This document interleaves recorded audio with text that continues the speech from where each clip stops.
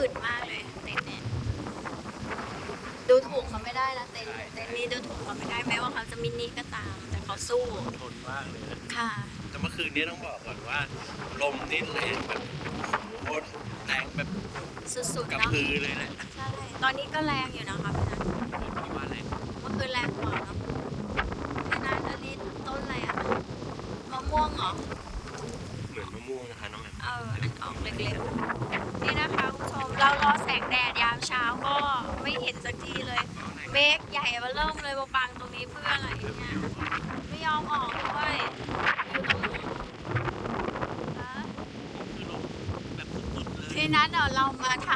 กางเต็นท์รับลมตรงเนี้ยดูดิ ลมหน้าบ้านเลย ใช่ เราอยากสัมผัสอากาศหนาวแบบ เป็นไงคะร้อนสุดๆแล้วแค่นี้ยังไม่พอใช่ไหม ดูจากเต็นท์ตรงนั้นนะคะคุณผู้ชม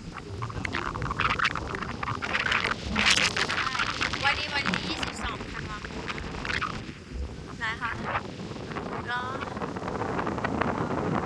ไปบ้านเรา ค่ะค่ะอ้าวพี่นัทแสงแดดกำลังจะออกมาแล้ว แบบเดาเอาพี่นัท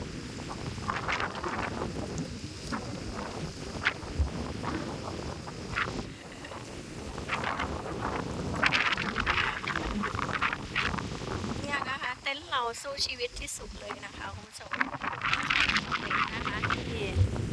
สามารถอยู่ทนนะคะตั้งแต่กลางคืนยันเช้า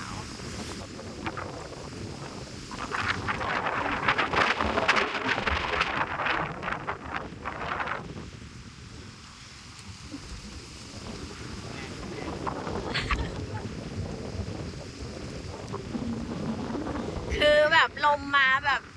เยอะมากอะค่ะคุณผู้ชมเนี่ยนักท่องเที่ยวเก็บของแล้วนะคะคุณผู้ชมพักได้คืนเดียวนะคะคือนักเขาพักคืนเดียวเข้าไปแล้วสู้ลมไม่ไหว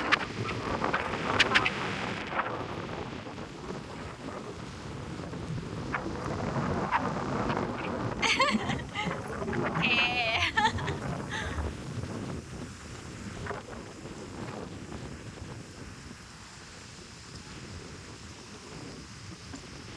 นะไปชมวิวด้านนู้นกันดีกว่าตรงนั้นแหละจ้ะ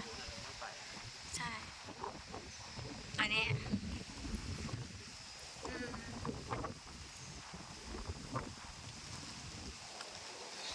นักท่องเที่ยวนะคะกำลังเก็บเต็นท์แล้วนะคะคุณผู้ชมหนาวมากเลยนะคะ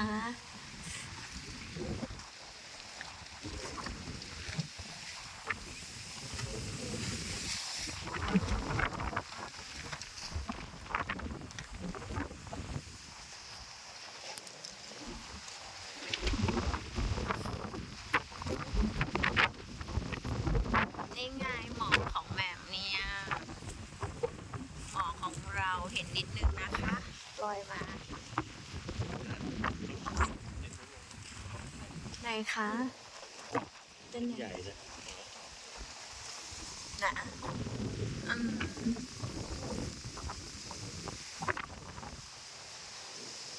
แป๊บไปเลยเห็นไหม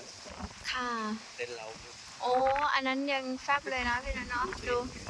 ของเรายังสวยงามเป่งอยู่ ถึงจะกันน้ำไม่ได้นะครับ ใช่เขาแข็งแรงมากเขาแข็งแรงมากเลยเต็นท์เราลมแรงอะไรก่อนเนี่ย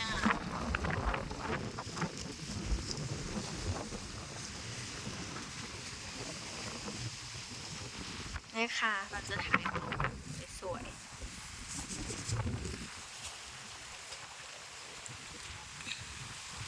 นักท่องเที่ยวค่ะบ้างชั้นที่2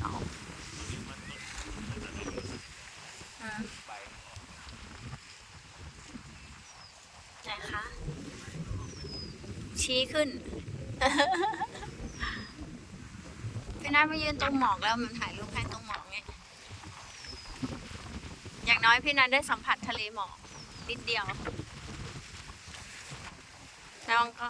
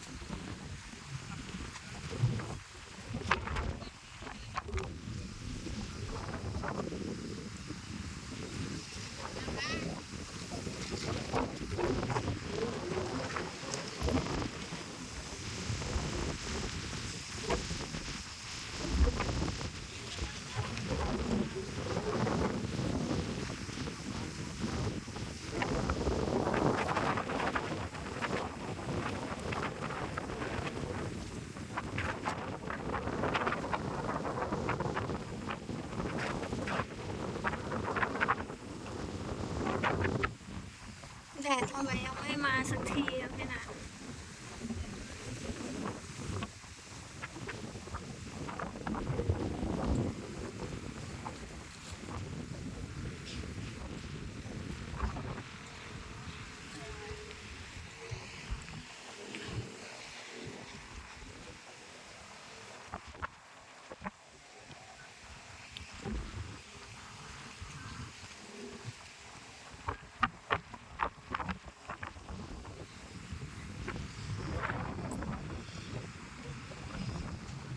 เต้นพี่นัทแข็งแรง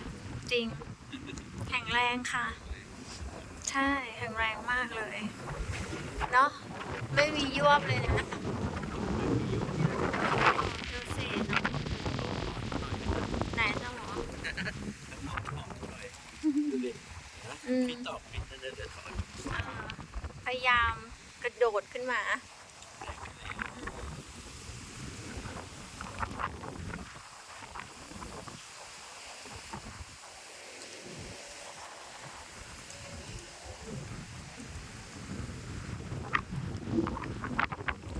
วันนี้วันที่ 22 ธันวาคม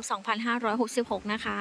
แหม่มนัดออนทัวร์อยู่ที่ไปรษณีย์เขาค้อนะคะคุณผู้ชม เรามาพักที่ไปรษณีย์เขาค้อเป็นคืนที่ 4 นะคะ เราพักคืนวันที่ 17 18 19 นะคะ แล้วก็คืนที่ 21 นะคะคุณผู้ชม ส่วนคืนที่ 20 เราไปพักที่จุดชมวิวกังหันลมเขาค้อนะคะคุณผู้ชมค่ะ มีเพื่อนนักท่องเที่ยวนะคะที่มาจากที่อื่นเขาก็เก็บเต็นท์แล้วนะคะคุณผู้ชมพระอาทิตย์จะส่องก็ไม่ส่องนะคะ เพราะว่าเมฆบังอยู่นะคะก้อนนี้พี่นัท หนาว เดี๋ยวเราเจอกันคลิปต่อไปนะคะขอบคุณค่ะ